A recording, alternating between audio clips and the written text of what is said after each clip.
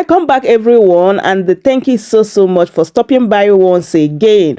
So, my people, more reaction and also more truth is unfolding concerning the 1966 coup. Like, a lot of people are still reacting. This matter no go end here. Like, this matter go really long, honestly. Let me just allow you guys to listen to this particular video and hear everything they discuss here concerning IBB new book as well as the revelation from that particular book. Just take a look. It has autobiography. A lot has been revealed in that book, where he, took positions on a number of things. The issue about MK Abiola winning the June 12th, 1993 election, and of course claims that the Sani Abacha was the mastermind behind the annulment of the election, and of course the talk about the coup and everything that around it, and his position on different other issues that he raised from the book.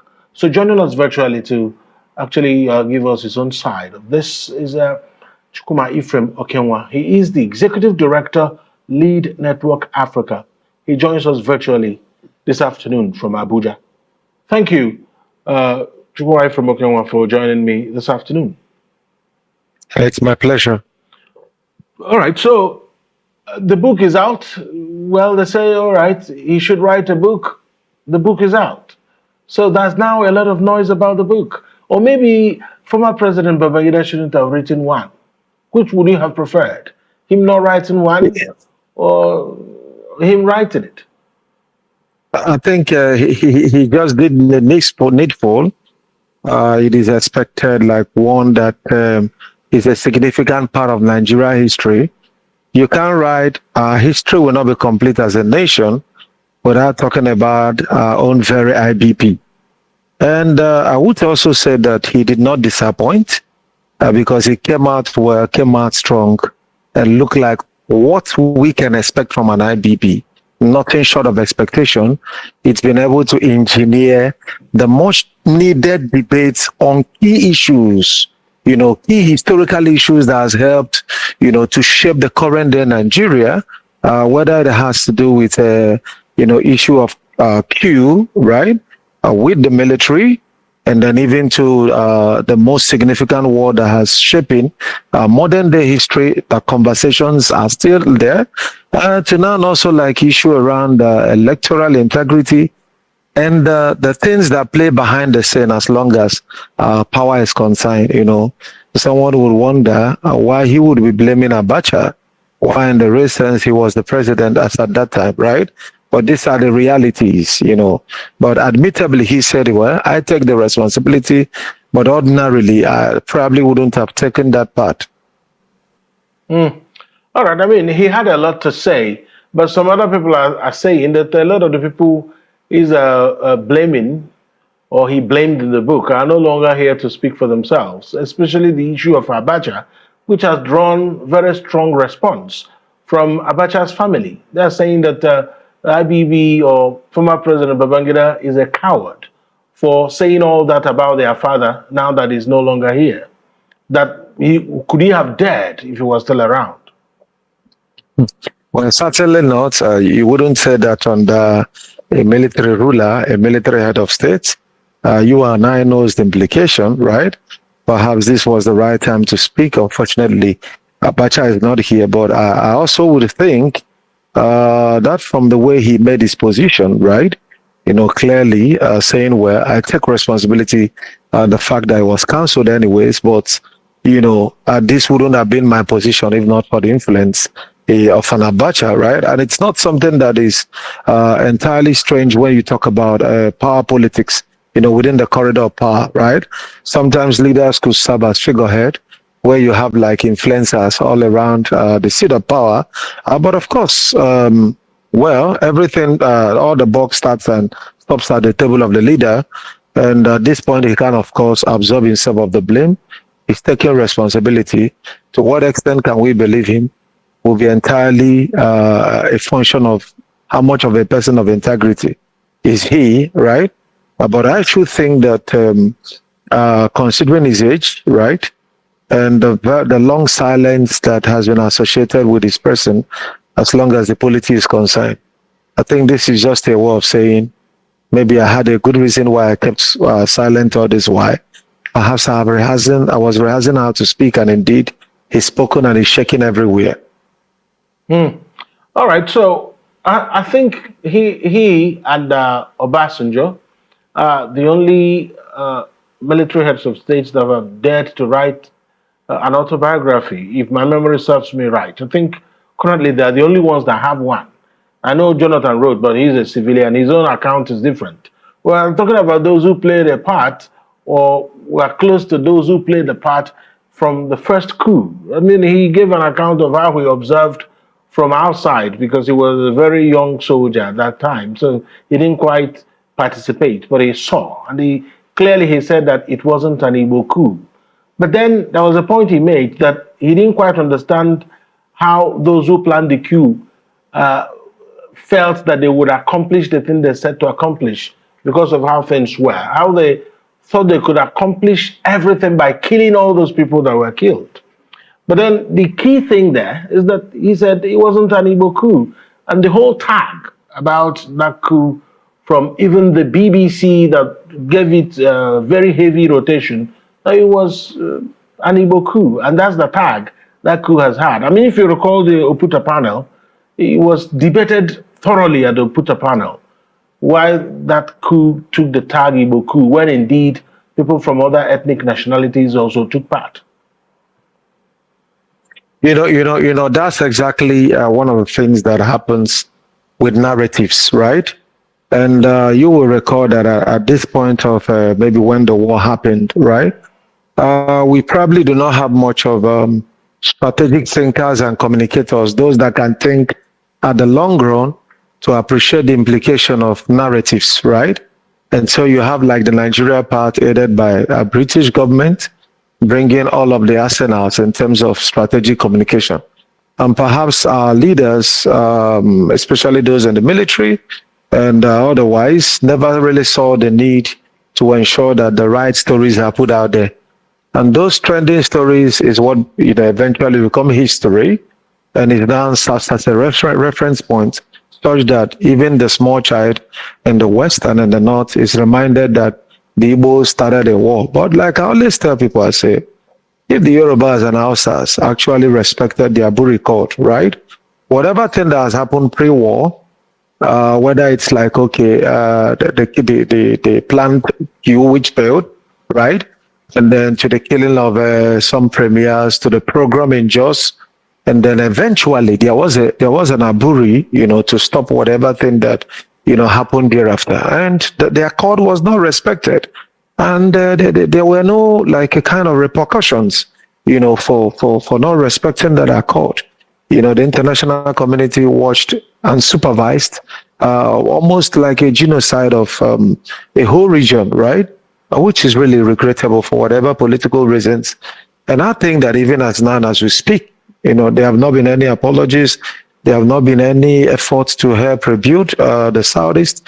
There have not been any form of compensation. And I will really thank the IBB for bringing up, these, very, very important issues, making it a front burner issues. And I think Igbos can actually leverage on the opportunities to set the record straight, at least for the next generation. So what are the opportunities there for Igbo to leverage on? First opportunity would be like, let the world know that this is not an Igbo coup, right? I mean, it's not an Igbo thing.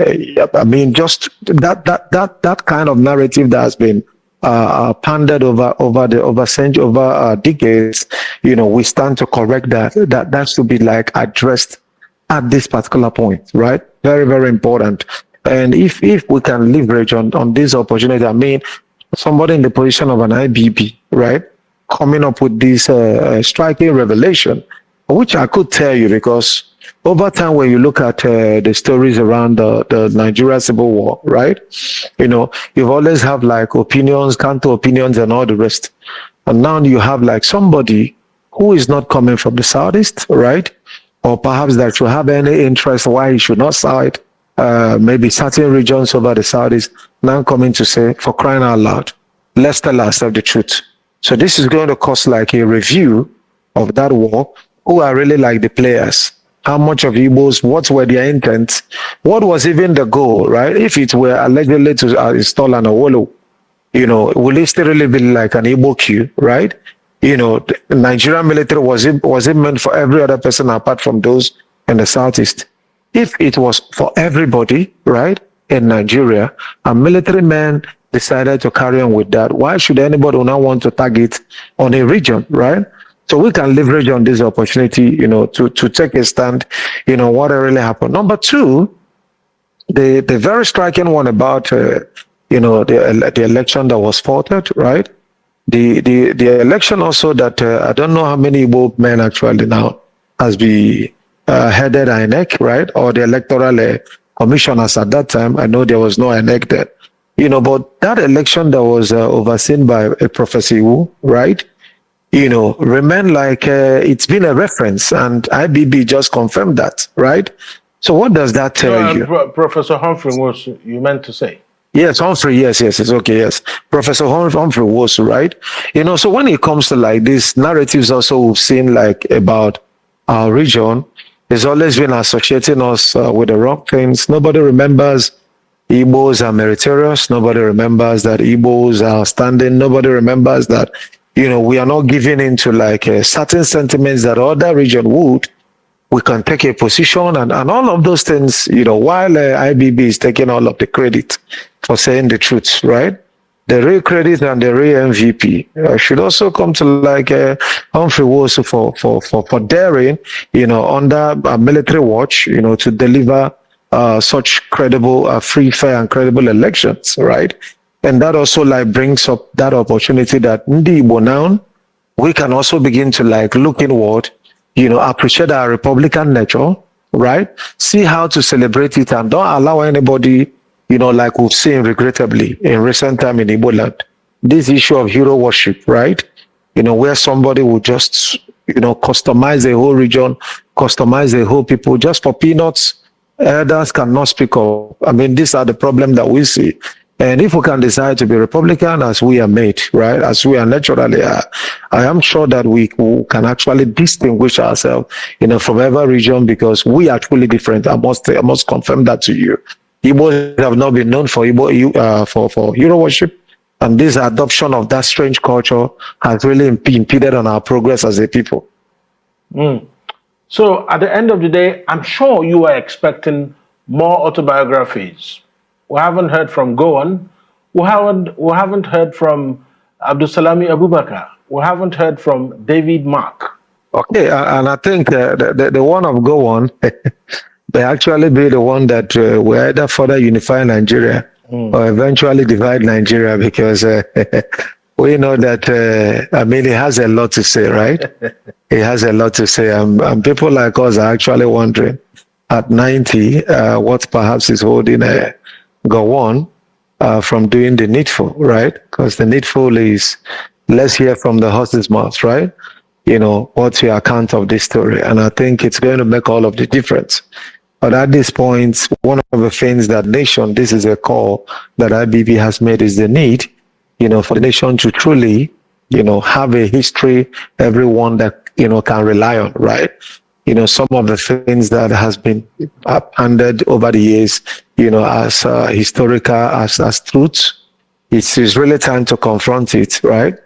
Fix it, and then let's have a one story as a one people, not diverse accounts, everyone coming from his own area, just to foster interest, right?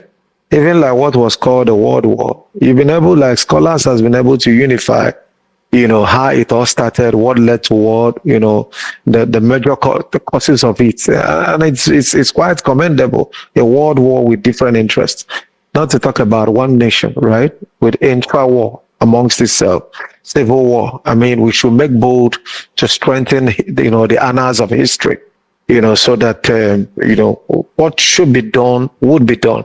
The needful will be done. So at the end of the day now, as we wrap up this conversation, who are those from this side of the country are you expecting that they should also write something? I'm sure there are still some military officers who are from Igbo extraction that witnessed some things. Why are they not writing? Ibitu Ukiwe was Chief of General Staff at a point. Has he written something? I mean, why are we fasting asking Gowon to write something? Ibitu Ukiwe, has he written something? Or are we not? No, he has not, and we expect him also, right?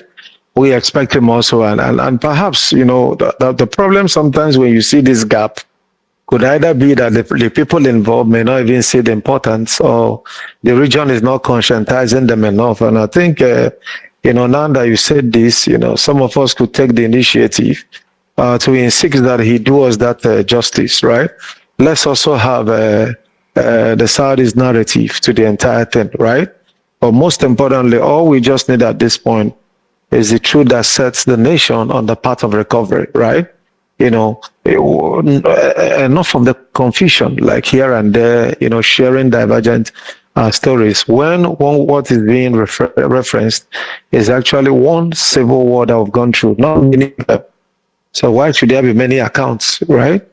Perhaps be one of the justice that some of these men could also do is to actually have like a dialogue, right? Come on, at the round table of the story, right? In a sort of synod to harmonize stories. It's not a bad idea, right? It's not at all. So, as we wrap up, finally now, do you think that IBB's autobiography is providing that platform for us to start having conversations about the things that actually disturb the country? Do you think that this has opened up conversations about the country and its structure? Honestly, looking at the national dailies today, the newspaper, I found everything about the front, right? Like most of the leading newspapers was one item or the other from IBB book, right? So it's actually like, a front burner issue at the moment, coming from someone like him. And I'm sure it's not going to stop there, because now you already see like Abacha's family. We've not heard from them in a great while, right? Coming up to the fore. And, some persons that perhaps know one thing or the other and never said it before now are also coming up to either agree or to disagree with what IBB has said. And this is one of the ways you can actually begin to foster conversations on things that are important. And over time, certain agenda could be set from it, right? And before certain things also can be fixed, by the virtue of stirring such kind of a conversation. So it's very commendable. And I think he's giving us the leeway, to really, as a talking point, to really begin to address some of the challenges facing us as a people. That's right. And like someone will say, if you don't like what IBB said or wrote, write your own, isn't it? That's right. That's right. Thank you so much, Chukwumai from Okenwa, Executive Director, Lead Network Africa. Thank you for your perspectives on the news today. So my people, that is it. I hope you guys had everything they discussed in this particular video. So now Igbos are calling out Gowon to come out and make peace with his God, because the blood of more than 3 million Igbos are still crying, like he has time to confess and make it right before it is too late. So my people, so make I bring this update to you guys. I would love you guys to leave your thoughts in the comment section as always. Subscribe if you haven't, share the video, and also give this video a thumbs up. Thank you so much everyone for watching, and I will see you guys in my next update. Goodbye for now. Welcome to Chamber News TV.